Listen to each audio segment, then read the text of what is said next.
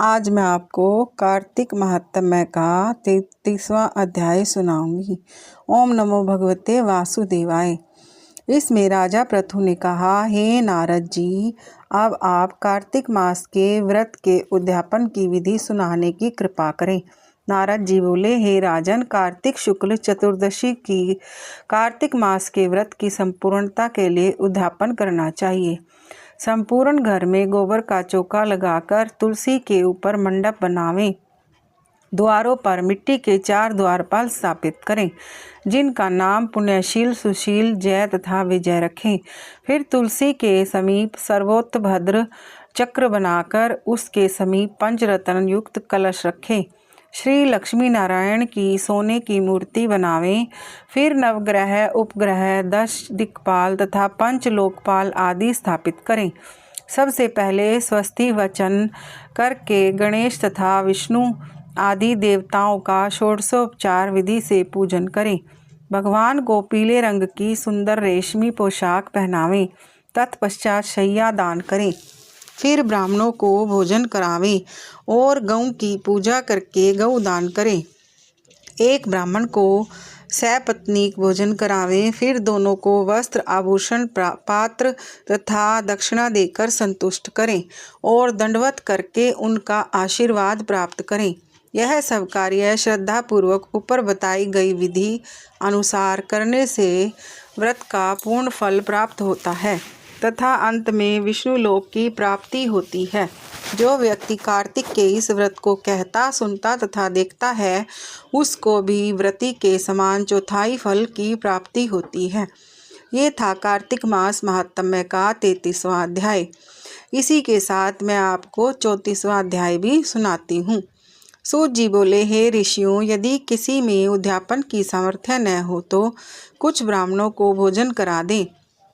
ब्राह्मण न मिले तो गऊ या पीपल अथवा वट वृक्ष का पूजन करें, क्योंकि पीपल विष्णु का तथा वट शिव जी का रूप है। इसी प्रकार पलाश ब्रह्मा का रूप माना जाता है। यह सुनकर ऋषियों ने पूछा, हे सूत जी, ब्रह्मा, विष्णु तथा महेश वृक्ष भाव को किस प्रकार प्राप्त हुए, यह बताने की कृपा करें। तब सूत जी ने कहा, हे ऋषियों, किसी समय शिव पार्वती एकांत में विराजमान थे कि उस समय देवताओं द्वारा भेजे गए अग्निदेव द्वारा उनके एकांतवास में विघ्न उपस्थित हुआ। इस पर पार्वती जी ने क्रोधित होकर देवताओं को श्राप दिया कि तुम वृक्ष रूप में हो जाओ। तब विष्णु गया में जाकर पीपल, शिव काशी में अक्षय वट तथा ब्रह्मा जी पलाश रूप हो गए। बस तभी से पीपल तथा वट वृक्ष का पूजन होता है। तब ऋषियों ने पूछा कि शनिवार को पीपल का पूजन होता है मगर रविवार को नहीं होता, ऐसा क्या कारण है? सूत जी ने कहा, हे ऋषियों, समुद्र मंथन के समय जब 14 रत्नों में से कौस्तुभ मणि तथा लक्ष्मी जी को प्राप्त करने के बाद विष्णु भगवान लक्ष्मी जी से विवाह करने लगे, तब लक्ष्मी जी ने भगवान से प्रार्थना की कि मेरी एक बड़ी बहन दरिद्रा अविवाहित है, पहले उसका विवाह होना चाहिए। यह सुनकर विष्णु ने लक्ष्मी जी की बहन ज्येष्ठा यानी कि दरिद्रा उद्वालक ऋषि को सौंप दी।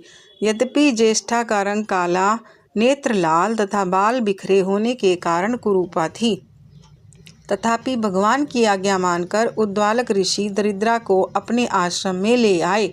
आश्रम में आकर दरिद्रा ने देखा कि वहाँ वेद पाठ तथा हवन हो रहा है।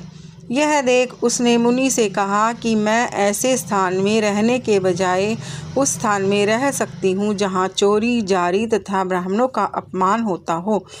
उसकी यह बात सुनकर उद्वालक ऋषि अत्यंत दुखी हुए और उसे वहीं छोड़ यह कहकर चले गए कि मैं तुम्हारे लिए कोई उपयुक्त स्थान देखकर आता हूँ।